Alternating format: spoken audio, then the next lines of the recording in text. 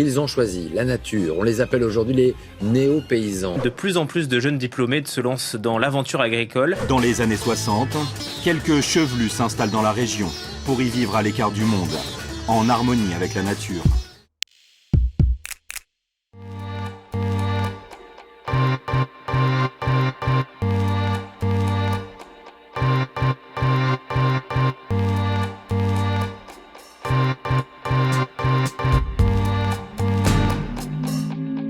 Dans les Géorgiques, Virgile chante d'une certaine façon le retour à la terre. Ce qui est beau, c'est qu'il y a peut-être dans la pensée virgilienne l'éclosion d'un sentiment propre à la nature qui va s'intensifier ensuite et qui est neuf quand même. Ce sentiment de la fragilité de notre condition de vivant.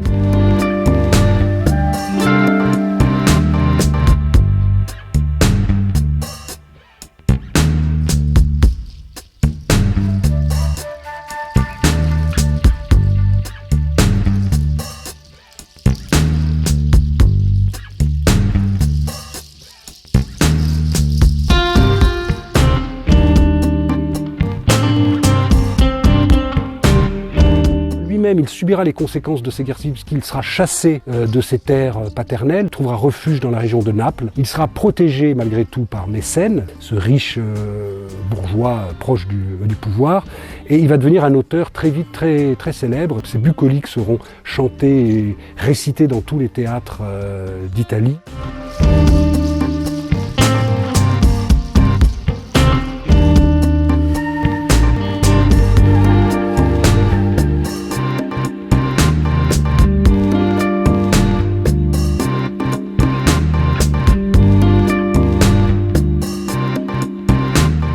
Toute l'Antiquité, il y a un genre, le genre des Géorgiques, le grand poème didactique, pédagogique, scientifique en quelque sorte, qui donne à tous les connaissances pour cultiver un jardin, labourer des terres, élever des chevaux.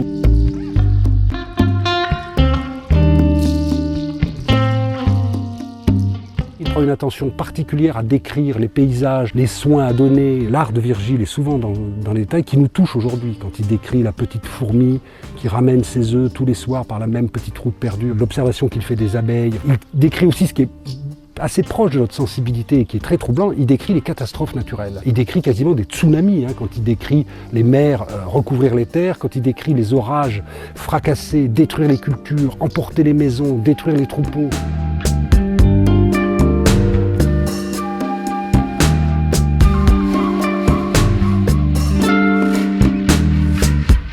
L'Otium, c'était ce temps où on ne s'occupait pas des affaires commerciales, des affaires politiques et encore moins des affaires de guerre, mais que l'on se retirait dans la nature pour étudier, lire, contempler, être finalement dans une sorte de désœuvrement propice à la contemplation et à la communion avec le monde naturel.